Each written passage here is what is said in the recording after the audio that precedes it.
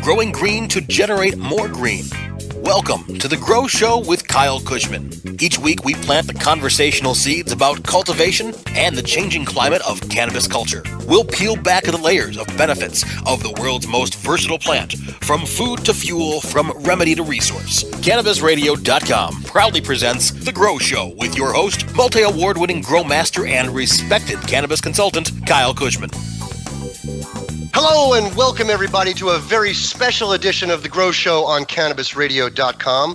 Thanks for joining us. I'm Kyle Cushman. Today I'm moderating a debate where we will discuss the California Proposition 64, which is the California Marijuana Legalization Initiative. You may have read about it being called the Adult Use of Marijuana Act. Here to debate this subject are Chris Conrad, a court-qualified expert, witness on cannabis. He will represent those who are in favor of the proposition supporting legalization recreational marijuana for persons aged 21 years or older under state law. Sean Kiernan is with Weed for Warriors Project. He will represent those who oppose this proposal. Now, let me explain the format for our debate today. Before I get started, I do want to announce that CannabisRadio.com will be having marijuana election night coverage. And this election season, 9 states have major cannabis initiatives on their ballot. And in keeping with the climate of this election season, cannabis is one of the most controversial topics on the ballot. Starting at 3 p.m. Pacific Standard Time on November 8th, CannabisRadio.com, one of the most respected media outlets for legal cannabis industry, will be hosting 6+ hours of live television and radio. And this broadcast will be televised live on Cannabis Radio along with this debate. So now let me explain the format for our debate today. Chris and Sean will each have a chance to give a 3-minute opening statement, and I'll alternate questions as to who will get to answer first. First guest will answer, then the second guest will respond to the answer, and I'll come back with follow-up questions, and I'll allow both guests to have dialogue back and forth. And then at the end, each guest will close with a 3-minute closing statement, and then I will give my summation of the show. So I'd like to start out by reading what the sample ballot of the general election says about Prop 64. First, I'm sorry. Let me welcome Chris and Sean to the show. Chris, you there? Yes, I am. Thanks for coming to the show today. And Sean? I am, sir. Wonderful. Thanks for being here, you guys. This is really, really important for everybody, and I'm really excited to get into this. So let's start. I'm just going to read what it says here in the ballot. It says, Prop 64, Marijuana Legalization Initiative Statute, legalizes marijuana under state law for use by adults 21 or older, imposes state taxes on sales and cultivation, provides for industry licensing and establishes standards for marijuana products, allows local regulation and taxation. Fiscal impact, it says additional tax revenues ranging from high hundreds of millions of dollars to over $1 billion annually, mostly dedicated to specific purposes, reduce criminal justice costs, and tens of millions of dollars annually. So now, Chris, we discussed this a little bit earlier before the show started, and Sean very graciously decided to allow you to have the first word. So if you give the listeners a quick biography of yourself. Sure. Yeah, I've been active in this movement for quite a long time. I started in 1988, have been involved in tons of different things. I was a coordinator for the Proposition 215 campaign. I worked on Senate Bill 420. I worked around the state getting local guidelines put in place for this issue, and Proposition 19. I've been consistently working in favor of medical marijuana, industrial hemp, personal rights to cultivate and grow marijuana, a regulated market. And this initiative actually does most of those things. So why don't I just go straight into that? People can ask more about my background or come to CannabisRadio.com to read more about the initiative or to learn more about me. Basically, I work as a marijuana expert witness in the courts, and so I see a lot of the carnage that's going on right now. This really, you have to go back when California made marijuana illegal. The legislature did not do any reforms until 40 years ago in 1976, when it turned possession of marijuana from a felony that would get you a year in prison per joint that you had to a misdemeanor that's a $100 ticket. Then the next time the legislature did any reforms for non-medical use of marijuana was in 2010 during the Proposition 19 campaign just before the election.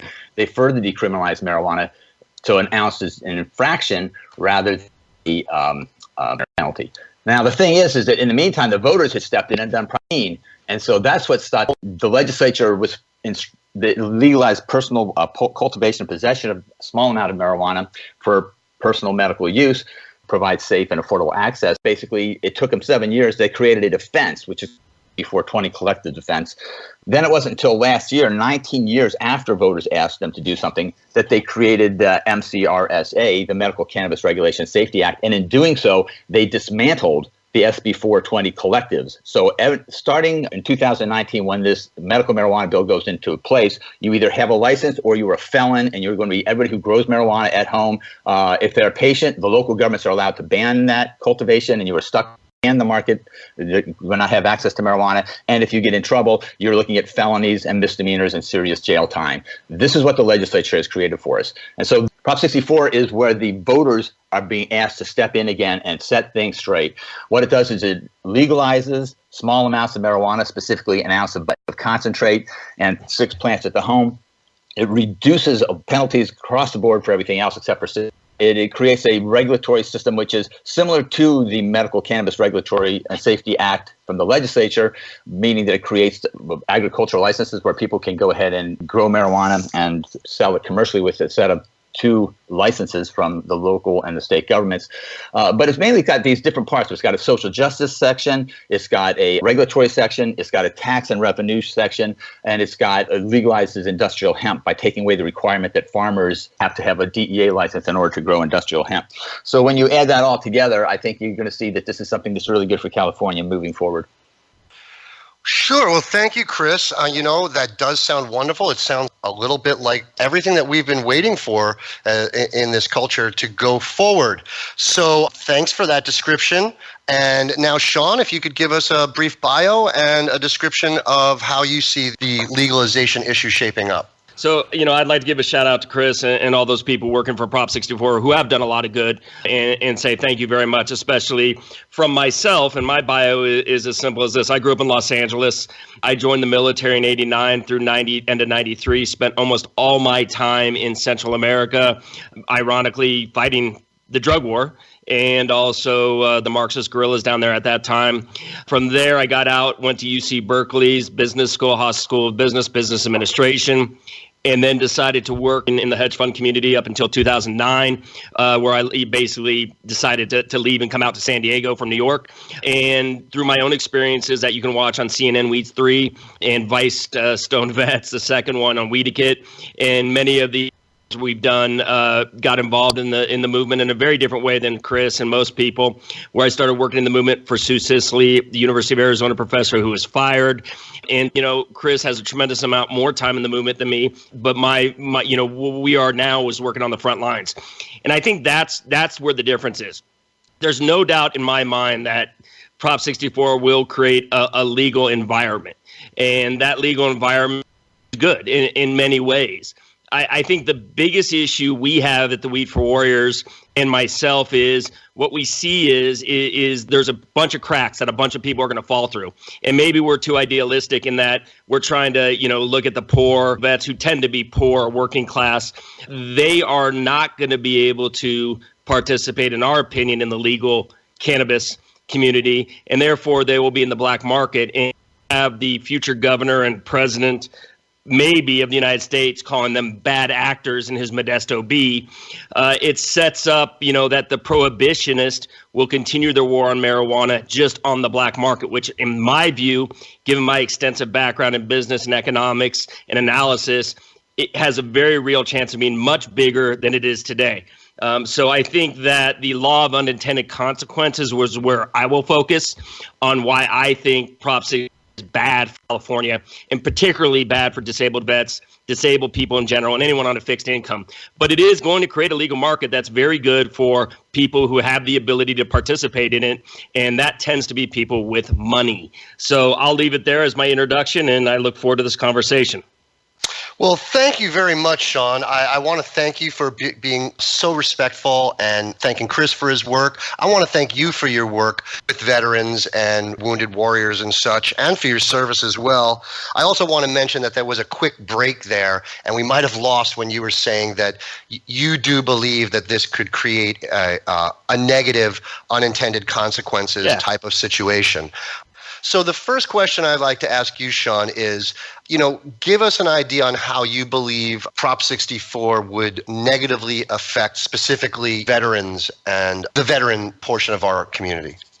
Yeah, no problem. So let's talk about that. Veterans, a 100% disabled veteran, meaning, for example, we have Jose Martinez in Apple Valley who receives $3,000 a month. He lost both legs and an arm to an IED. Look at someone like that, and he smokes and he goes through probably 2 ounces a day of cannabis. Someone like that and you go into these dispensaries, let's say in San Diego, where I'm from, you walk in these dispensaries, let's say any of these Torrey Pines Collective, you're paying $60, $70, $80 for an eighth, $180, $200 for an ounce. Guys cannot afford that. So the option that Chris and that side will say is, well, you can grow your own. And that's just not a realistic option for many disabled vets, whether it's because where they live in a community home, an apartment complex. So, let's take a veteran who's near to our hearts, Jose Martinez. He's a triple amputee, lost both legs and arm in an IED in Afghanistan. He will smoke 2 ounces a day of cannabis or go through a similar amount of wax or extract. So someone like that is not, they get about $3,000 a month from the military to live on. He has a wife. He doesn't have any children, but that's just not going to enable him to buy and procure the amount of cannabis that he needs in the dispensary setting that will be the legal outlet. And so someone like that, unfortunately, is going to have to turn to the black market, meaning the friend who sells for a lot cheaper. He can buy an ounce for $80 or $70 of the similar amount of cannabis. So when we look at that, Chris and the other side is going to say, well, you can home grow. Again, someone like that and many of our disabled vets, that's just not a realistic option. So one of our concerns is, and our favorite Lieutenant Governor Newsom said this in the Modesto Bee, one of the legal market is going to be the elimination of the market. And he called them bad actors.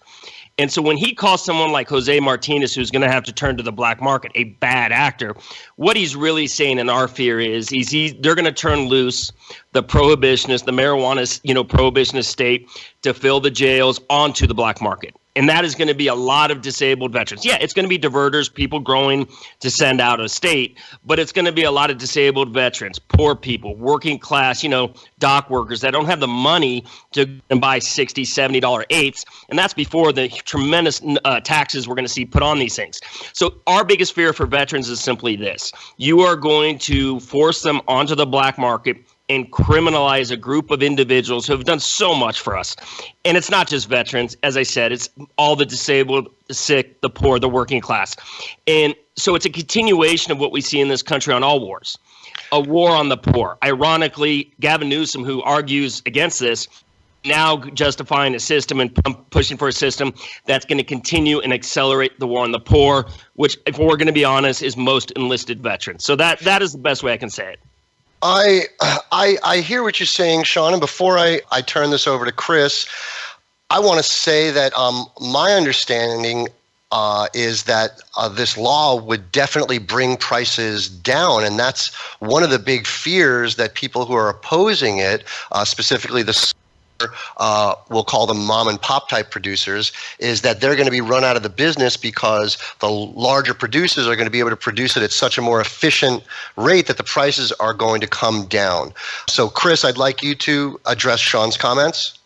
Yeah, well, the first thing, of course, I would join in and give kudos to Sean for his work that he's doing there, and to the vets who've gone out and struggled for this country. And it's a disgrace the way our country has treated people since they came back. I think that he's misdirecting his concern here. The problem is that the legislature struck down all the defenses last year, and all these veterans, everybody's going to be facing the same felonies for doing the same things that he's talking about now, unless they're part of the medical system, which is going to be more regulated than the non-medical system that Prop 64 does. It's going to be easier to get into the business with Prop 64, making it easier for people to get access to these different things. Like Sean, it's completely easy under this initiative to go ahead and have a nonprofit that's dedicated to providing low-cost marijuana to veterans. In fact, the hardship of the group could be consideration. There's this question as to whether there should be a special license specifically to do that, in fact, in the initiative. Otherwise, you would be able to do it yourself. But what's missing out of this whole equation to me is I didn't hear anything in there from Sean that said why keeping marijuana illegal, why keeping all these felonies in place is going to help veterans.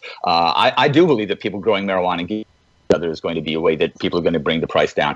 I believe that the fact that we're going to have more competition is going to bring the price down. For people who need 2 ounces in a short amount of time, or who are using the wax and say the full extract cannabis oil, we're going to need to have big scale production to get those prices down right now. I don't know if you know people who are using a gram or two a day of that oil. That's very expensive. So we need to move this to the next level. And as long as we're hobbled in this situation where only medical marijuana patients get it, by the way, here's another thing. This gets away cops from searching people for the odor of marijuana. Vets are not going to have to buy a doctor's note in order to be protected anymore. They're going to have the opportunities to do a lot more stuff, get into the industry, even if they have prior arrests with this initiative. Without it, that's not going to happen.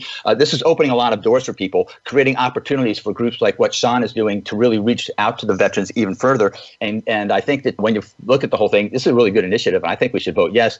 It shouldn't be limited just to medical patients. All people should have access to marijuana. Well, that's a good question, Chris. Sean, why do you think it would be better to leave the law as it is, as opposed to passing this proposition? Okay, and again, we're going out, and so I think I heard everything that was said. I don't. I'm a huge supporter. A lot of the patient groups who are against this are huge supporters of a legalized market. Absolutely. If you ask me, one of the things Prop 64 is going to do well is something it's going to raise taxes. And I think that's an important thing. I mean, I think we can give back to the state and do a lot of good things with it. Now, the problem is there's 200 plus pages with the 3 parts that begin MRSA and or MRCURSA now, and then the Prop 64. The economy is to scale the price. I just, Milton Friedman, a Nobel Prize winner, said this: anytime the black market can provide a good cheaper than the legal market, it will exist. And I just don't see it getting to a price that will eliminate the black market, primarily because, remember, you've got 15% tax rate you're putting on this excise tax through Prop 64. What we see right now is your localities are putting tax rates on this at up to 10%. Then you're going to have a state, your local regular sales tax, and then you have the VAT tax. So these guys are going to be paying up to 40+% taxes with regards to seeing cannabis. So the idea, and Russ Belville said this in the debate we had in Sacramento, that cannabis prices are going to fall dramatically in California that has such a developed cannabis market. I would take exception to. I don't see opening up the cannabis market to 40 million people overnight, and the expectation, and listen, we're on the front lines. We know most growers, we see what's going on. Just don't see the cannabis prices falling to the extent that they're going to compete with the black market and close the black market. So that's the first part I would say there. But so I'm not against the legal market. We support it. The economies you guys talked about, I think they're wishful thinking. And with regards to, the illegal and legal, listen, we hate MRCURSA. And it's our standpoint that if Prop 64 doesn't pass, a lot of MRCURSA is going to be sued in the court of law, and just like plant counts in SB 420, that they will be ruled unconstitutional. Because people need to understand that basically AUMA is a voter-passed initiative. Prop 15 is a voter-passed initiative. They are superior to anything passed by the Senate, the Assembly, and signed by the governor. So anytime anything signed by the Assembly or the Senate and signed by the governor challenges or impedes onto Prop 215, we as individuals have the right to go to a court, sue, and say they're violating the voter-passed initiative. Now, there's some debate. I mean, obviously, much of MRCURSA and that's out there, this is a dirty little secret, is up to interpretation. We had a conversation with Amanda Ryman when this first came out, when I first read it, and I had some questions. And she forwarded me an email from someone who obviously wrote this thing, and his answer was simply this: well, he says he can't give cannabis away. We don't agree with that, but it doesn't say anything in the initiative. So what we're doing is we're making judgments based on these things that may not follow through. A lot of it's going to be dependent on the marijuana czar. A lot of it's going to be dependent on the bureaucrats who you're asking veterans to have faith in. And trust me, I don't think anyone in this country has more experience dealing with bureaucrats than veterans, and it normally does not turn out well. And I'll take exception to one thing that was said. AUMA with McCursa is still prohibition. We are still criminalizing the much of the cannabis world. I mean, if you're caught with over an ounce, potential jail time. So you have a lot DUI. We talk about the DUI issue. Possession. My understanding, and maybe Chris disagrees, is after they put these things in child-proof bags. I'm about to break in. Okay, and basically what we have is when these child-proof containers have to go through now. If you open, an ounce and you're at your friend's house and you put it in your car and you drive, even the next day, you are guilty of possession in, open container in a car. So I don't think people understand that there's still going to be a lot of criminal, prosecution and prohibition. And many people are arguing more so than now because Prop 215 is very vague. So it leaves a very good affirmative defense to a lot of behavior, where when you have AUMA and McCursa, they identify over 300 pages of rules. And I think anytime you introduce 300 pages of rules and laws by the state, the idea that criminality is going to go down is naive. I think it's going to be a lot different than what the pro AUMA side is painting. Okay, well, you definitely covered a lot of ground there, Sean, and I do understand your trepidation, as I'm sure that Chris probably does too. We are all sympathetic, I believe, to each other's cause. It's definitely an opinion and not a fact as to what is going to happen going forward, because a marijuana industry of this size has never existed before in any type of free society. I'd just like to read something here from the voter book as well. It's under Section E. It says, there are currently no laws governing adult use marijuana businesses to ensure that they operate in accordance with existing California laws. Adult use of marijuana may only be accessed from the unregulated illicit market.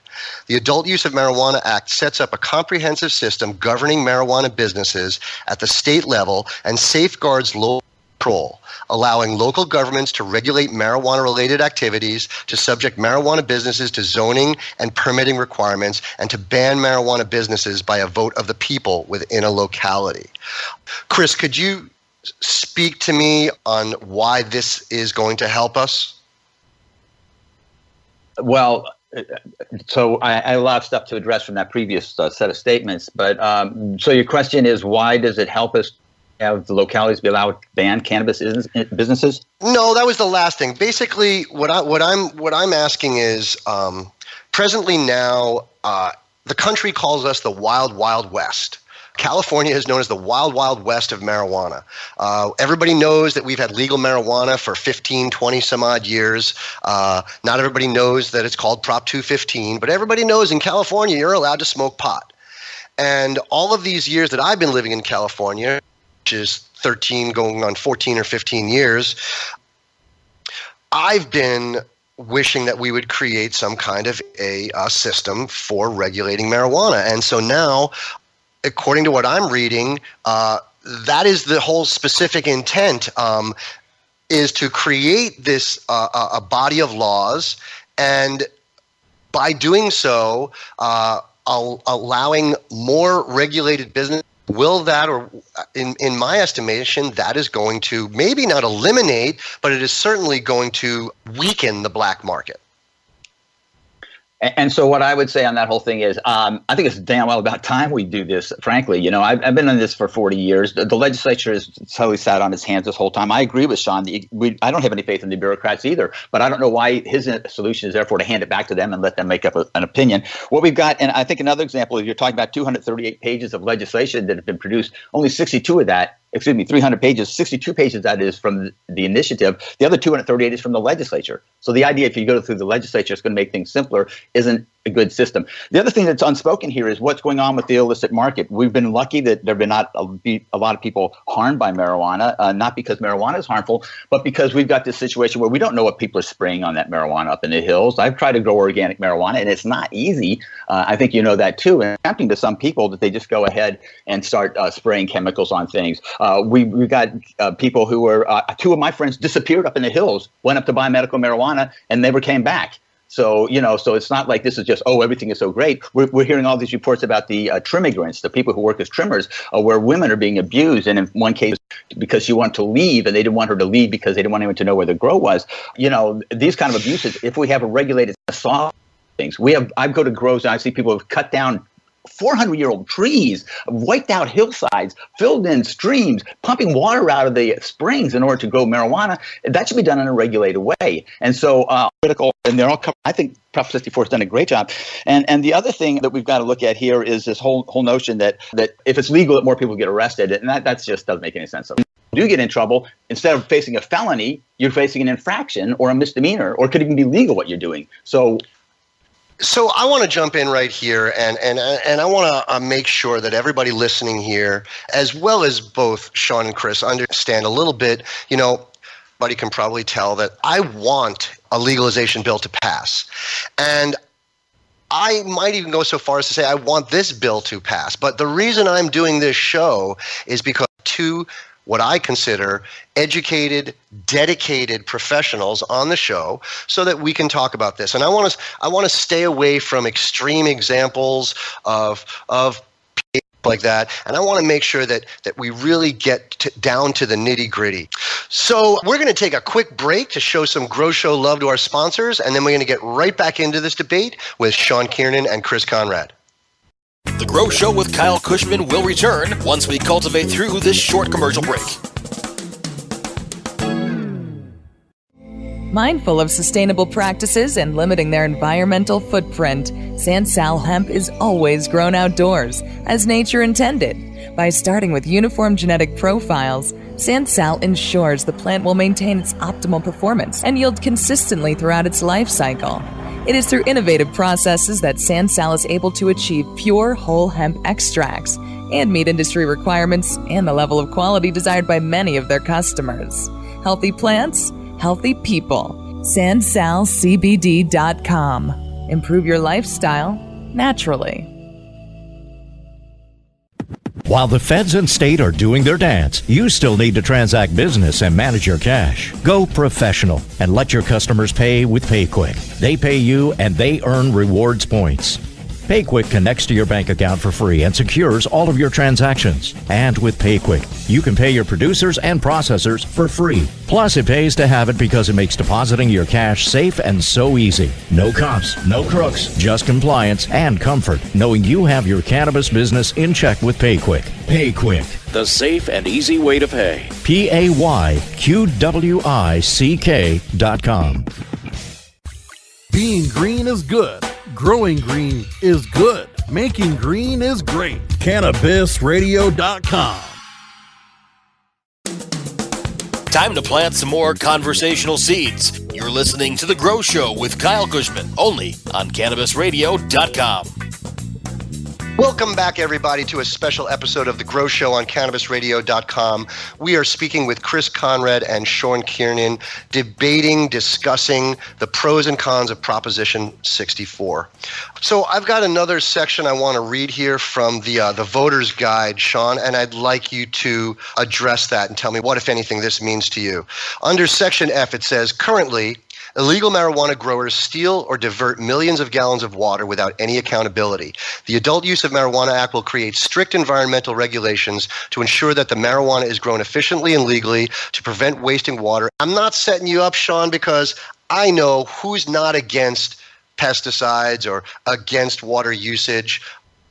So you can comment to.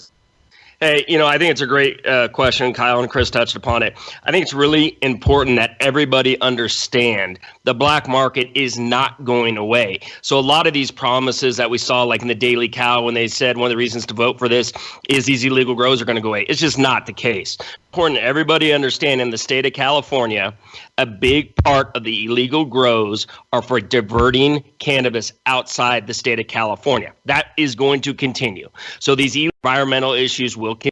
It's important that when we talk about, like Chris said, women in cages, etc. I agree, Chris. I mean, listen, Chris, if that happens, call us up. We'll get vets in the hills looking for people. I haven't heard anything. And trust me, no one's more involved in the growing up in the Emerald Triangle and the hills than us in terms of knowing the people. And we haven't heard that. But obviously, if that's an issue, that needs to be addressed. But bottom line is this is not going to remove illegal growing. If it is not going to eliminate illegal grows, is it not going to limit the number of people who are arrested in a legitimate sense? I think there's arguments on both sides. And the argument against it is, remember, you're opening this market to 40 million people. The black market is going to be as strong as ever. People are going to be growing in their garage illegally without the permit. Permits are expensive, and that people supply are arrested. So do you believe that there will be a greater enforcement effort placed than there is actually now? I think there's a very good argument that that's absolutely the case, because you're giving the police and the prohibitionists very detailed laws and rules by which they can go after people. Now what happens when the police raid one of my veterans who has 12 garage, they take it, but they don't arrest him. What about jury nullification, or just the simple fact that when police officers go out to have arrests, they have to have some idea as to whether the community that they're working in is going to want to convict this person or not. So I'm feeling like these set of laws are going to raise the bar for what is going to be a legitimate arrest. I would disagree, and I'll tell you why. I mean, and Chris can help us here. I think 70+% of all counties and places have, under MRSA, prohibited growing and dispensaries, et cetera, already. I just got arrested in 2015. I think there's no one on this show who understands what's going on in the legal community in the courts better than someone like myself, who not only deals with poor kids, I deal with it weekly throughout the state. And I was arrested in 2010. There you go. Ended up with 18 months of non-reporting probation, so I can relate. I got a little different. I got 2 months on an ankle bracelet and 3 years of reporting probation. You know, granted, I was shipping cannabis to veterans outside the state. So I take my punishment as reasonable. So bottom line is this. No, I think you are giving the police 200 plus pages of laws and rules. You're giving bureaucrats 200 pages of laws and rules that are much more detailed than Prop 215 affirmative defense, which makes it kind of ambiguous, which is actually good when you go to a court of law, although you do have to deal with the arrest. These cities that don't want it, these counties that do not want it, are going to become more aggressive, going after the people who are growing. And the problem is, if you're now in a city that, or a county that doesn't allow anything to cannabis, you got to go to someplace else, or you got to get into the black market. So that's our fear. Okay, Chris. So why do I believe that that the mere presence of this law is going to limit police activity? Well, because it limits police activity. A lot of these things, you're not going to be arrested. You're not going to be a prosecutor if you do the things that are legal. It gives us solid guidance as to how that's supposed to work, what's legal and what's not. Now, I think that. So, what about the people who are not following the laws? Is there, my understanding, and it's not just from reading the law, it's a bit of just an intuition, is that when you make something legal for adults to use, that the whole perception of it is going to make things better. Yes? No? Well, I 100% agree. That's why I'm very strong yes on 64. I think it changes the whole dynamic. There's plenty of things I need to address in here. First off, Prop 215 is very specific. It says a patient and or caregiver with a doctor's recommendation is exempt from two laws, and that is the cultivation and possession laws, that they have to prove it in court, that they have to prove that they're a patient, that has to be a prior recommendation, that local governments can ban home grows, that local governments can ban businesses, and if you get convicted, you're guilty of felonies and you will be sent to prison. The next thing is that SB 420, which is really referring to, that's the vague one, and that's the one that it was eliminated by the legislature last year and replaced with these 238 pages of strict regulations, which I believe are untenable, the Medical Cannabis Regulation and Safety Act, which they've already written once. So what Prop 64 does is it dials that all back, makes it into a situation that is workable. Things will be legal. Things will be decriminalized. People are going to be released from prison. People are going to have their records cleared. People can get into the industry. I disagree with Sean. I think that competition is a good thing. When you open it up to more businesses, that's going to bring down the prices. So, Sean, what do you have to say to that about that more people are going to get out of jail? Well, listen, let's talk about that.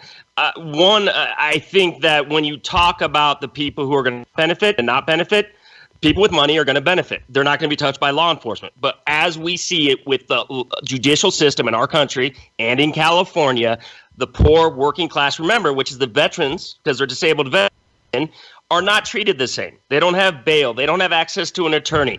And so when they can't get access to cannabis through prices, they have to start resorting to the black market, which again, those rules, like Chris says, they're the ones who are going to be go after by the DAs and the police. So again, one of our big objections is this. Prop 64 in McCursa is going to legalize cannabis, right, for rich people to provide and use cannabis. People in Gavin Newsom's Marin City. But what it's not going to do, it's not going to help disabled veterans like Jose Martinez, a triple amputee, access and use cannabis in a legal way because he can't afford to get the cannabis on a level of paying $60, $70 an eighth with the taxes.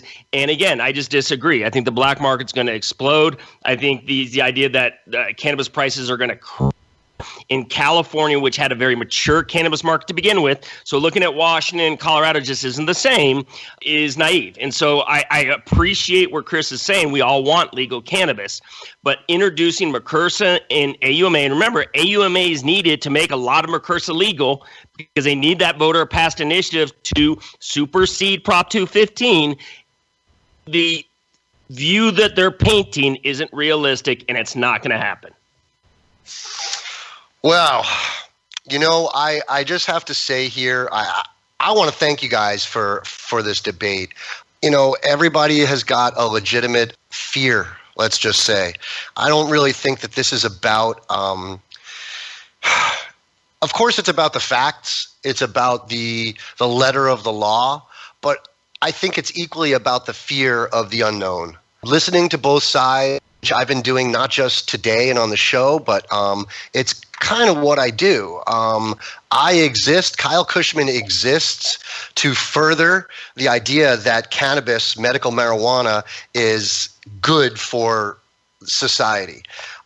And what I'm seeing is that we have so much to agree on that there are a lot of specifics that we can't agree on, but I see a lot of things like taking the marijuana market out of the hands of the illegal and making a regulatory structure, requiring non-medical marijuana to be comprehensively tested by independent testing services for the presence of contaminants, requiring non-medical marijuana sold by licensed businesses to be packaged in child-resistant containers.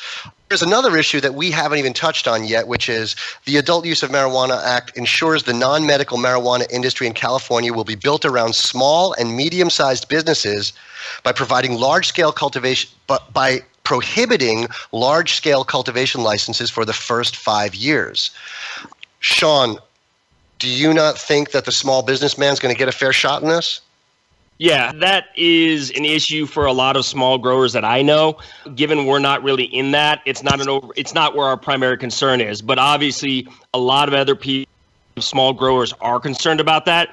And whether or not it's set up in a way to fall through on how you describe it, I think is a question. I think that you hit it on exactly. This is about interpretation, and people have different interpretations. I absolutely want to support and protect the small growers, the family business, the mom and pop. So I hope it does what you say, but obviously a lot of people disagree with you.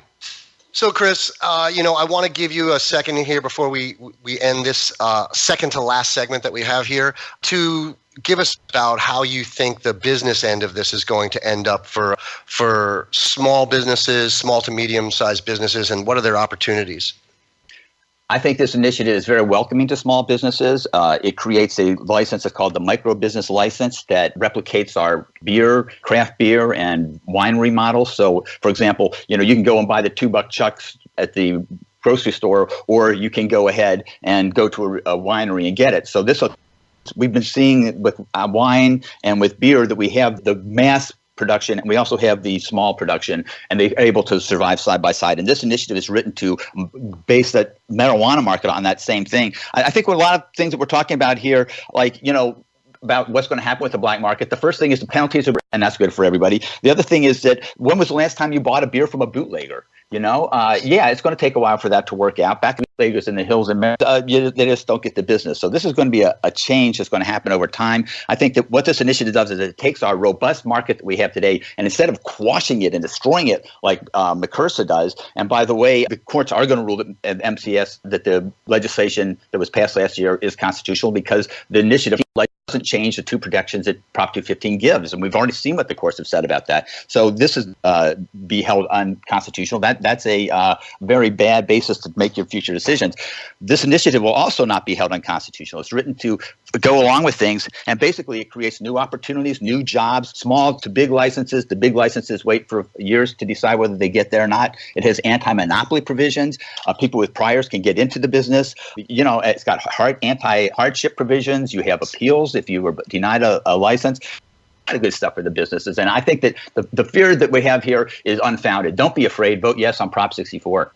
Well, thank you guys. This debate is very educational and entertaining. I appreciate it. We have to take one more quick break, and then we'll be right back with our closing comments from Chris Conrad and Sean Kiernan. The Grow Show with Kyle Cushman will return once we cultivate through this short commercial break. Oh, let the marijuana llama tell you something now about a game for your phone gonna make you say, wow! The game's about the game of growing cannabis for cash. Grow the seed, sell the bud, put the savings in the stash. Little by little, your empire grows large. Put the big celebrities inside your entourage. You can choose to play with Snoop or me or Cheech and Chong, Cypress Hill, Willie Nelson, Wiz Khalifa with a bong. The name of the game is Hemp Inc., that's the point. Download and play while you light yourself a joint. The business of cannabis should be no crime. Hemp Inc. is even hot-proofed by the man who run High Times. Oh yeah? Get it on Android and iOS today. Marijuana llama out. Got to tend to me own crops, you know. Money don't make itself. Hemp Inc. The political climate is at a fever pitch, and the fight for the social fabric of America is set for battle this November. Tuesday, November 8th, the cannabis liberation movement takes a huge step forward, and Cannabis Radio is here to chronicle this legendary moment. CannabisRadio.com and the Cannabis Radio News team will feature wall-to-wall live coverage of all the coast-to-coast voting of state amendments, ballots, propositions, and initiatives that will further progress the cannabis crusade. Join us November 8th for Vote 2016, The Path to Cannabis Freedom, only on CannabisRadio.com. How high do you like your profit margin? CannabisRadio.com. Time to plant some more conversational seeds. You're listening to The Grow Show with Kyle Cushman, only on CannabisRadio.com. Hello and welcome back once again to The Grow Show on CannabisRadio.com. We are having a wonderful discussion about the Prop 64 coming up on Election Day. We have Chris Conrad here, court-qualified expert on cannabis, and Sean Kiernan, who runs Weed for Warriors. You guys have been great, and I really wish we had more time. I'm sure we could go another whole hour on this.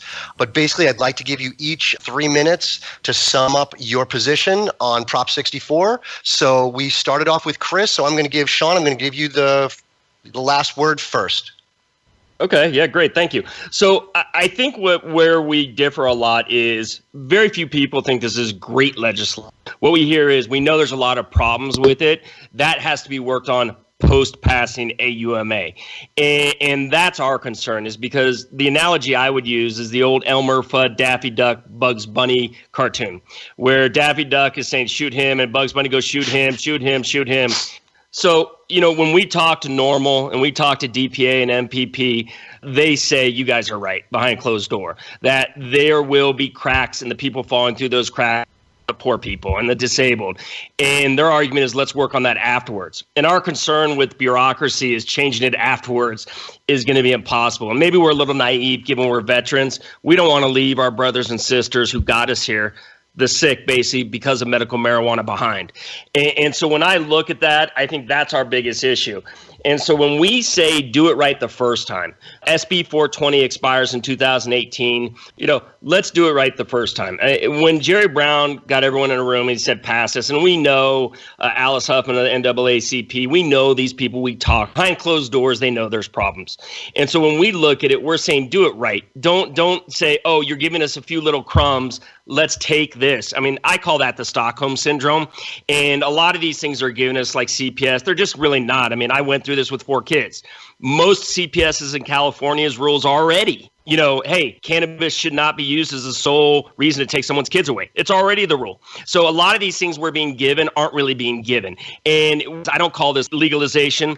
The correct economic term is regulatory capture. They're trying to capture an industry, to tax the hell out of it. And like what bureaucracies have done since the beginning of time, they screw it up because all they care is to optimize the tax receipts because like the Laffer curve says, they're overtaxing this thing. So do we want to empower the state of California to take care of our sick, disabled, and poor? And the answer is they haven't yet. Why should we trust them now? Leave these people behind. Let's do it right in 2018. And I promise to work with Chris and respect the voters' will. So what happens, we're going to work with these guys to get it right. I just hope you vote no on AUMA so we can get it right, really get it right in 2018. So vote no. And Chris, thank you very much for being respectful. And I would come on the show again to talk about this with Chris before the election, and I'll come on afterwards. So again, thank you everyone, Kyle, for all you've done. And Chris, again, regardless of the debate here, I respect you immensely and thank you for all the work you've done in this industry. Sean, I got to thank you very, very much for your impassioned comments and for the work that you do. And we respect you as well. Keep on doing what you do. I'm going to turn the mic over now to Chris, and let's hear your final comments, Chris. Thank you, Kyle, and thank you, Sean, and for this opportunity to talk about this. It's very important to our voters, and I hope you join me and vote yes on Prop 64. It's time. It's been 40 years since the legislature did any serious reforms on this issue. Prop 215 is 20 years old, and it took them 20 years to get around to creating the regulatory system. It's really time for the voters to take control of this and move ahead. If you think we'd have medical marijuana were it not for the voters, then I would disagree with you. And the legislature is not going to come back and legalize marijuana in 2018. I've been 38 that the legislature is going to come back, and it just doesn't happen. What this initiative does is it use sharing, possession, and transportation of marijuana, legalizes and regulates the industry, and it opens it up so that more people can come in and join in and take advantage of the opportunities that we have here in California to expand this market. It doesn't legalize everything because we don't. The environment were destroyed. If we allowed out-of-state sales, the federal government would come right in. So it has to be restricted to some extent. But this initiative does a lot of really good stuff. It legalizes adult use, licenses and regulates the industry, raises taxes to help clean up the environment and homeless youth, and $50 million specifically to communities that have been harmed by the drug war. It brings people with prior records, releases people from prison, clears their records, lets them get into the industry. It allows our state to have not DEA interference anymore. Well, no, it can't solve every problem. But what it does is allow the legislature to make changes, and most importantly, it's going to stop the arrests, release people from prison, stop bans on home grows statewide, which the medical marijuana laws have allowed to have happen. It's going to make it so that police cannot search people over the odor of marijuana. That alone is going to help a lot of people in color. And then the thing that's most important, though, is the legislature can never again make marijuana illegal. They can continue to resolve whatever issues are. Sean can continue to do everything he's doing right now. He can without this initiative. The thing that we'll never cannot step in there and make marijuana illegal. And that's the bottom line for us right here. We can always improve upon the things. This is not a static situation where on election day it has to be exactly one way. The world's going to change. The market is going to change. A lot of things are going to change. And so this initiative gives us the flexibility to move forward. That it puts us onto a new level. The social justice of this thing is so profound, and even more important in a way is the message it sends to the world. If we vote no on this initiative, we are grinding to a halt the results of more than 20 years of progress on this issue and saying, well, we're at the finish line, but let's not cross it because maybe the legislature will be nice to it this time. nonsense. This is the time to take the step forward. If we do this, it's going to create a situation where Alaska, Washington, Oregon, California, and then Canada said they're interested in legalizing. Mexico's interested in legalizing. We're going to have the entire West Coast with me, and we're the generation that can do this. And this is the election. This is the vote, and that vote is yes. Thank you very much. Wow, Chris, I thank you as well. I got to thank you both for really making this a really good discussion. I'm honored that you both came on the show for me. I thank you for your time. And we will all speak again soon. Hopefully we'll be doing it in a room where we can share a joint. What do you think of that? Sounds good to me. All right, you guys. We are about out of time. I thank you guys for your time. And thanks. Thank you guys. Bye. So I've got a couple of minutes left here, and I think I'm going to give y'all my summation of what I've heard today. Basically, I think that we have a lot of really respectful people in this cannabis community, and I know for a fact that we have a lot of people that have been fighting for social justice and to right the wrongs that have been done to not only the cannabis community, but the entire community of recreational drug users, you know? I mean, let's keep it to marijuana now, but I think that there's a larger issue at hand, and that's the drug war. So, you know, I'm going to have to say that after listening to all of this here, that I am definitely for Prop 64, and the reasons are that it's going to regulate cannabis and make it safe for people to use.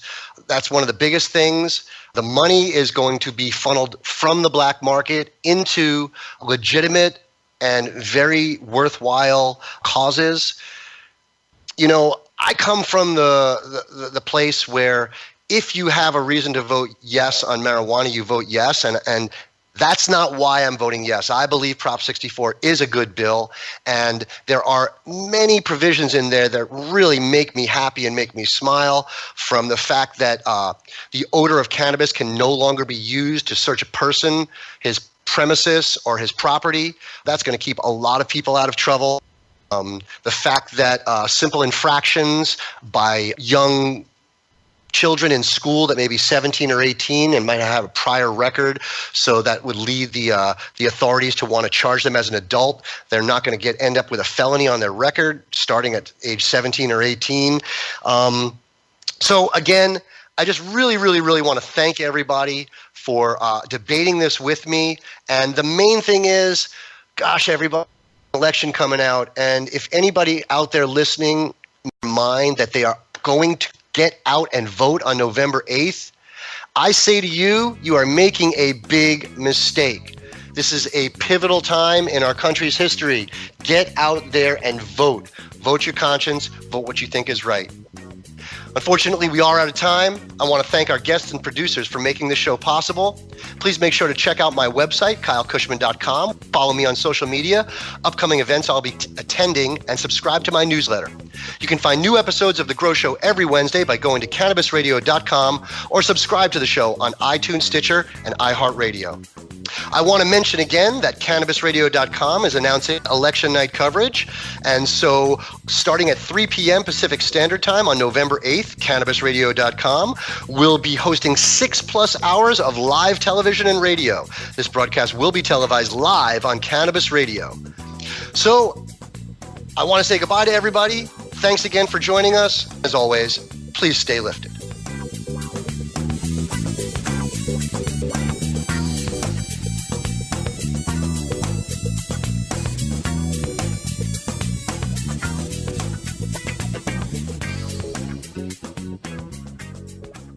The opinions expressed on this CannabisRadio.com program are those of the guests and hosts and do not necessarily reflect those of the staff and management of CannabisRadio.com. Any rebroadcast or redistribution without proper consent of CannabisRadio.com is prohibited.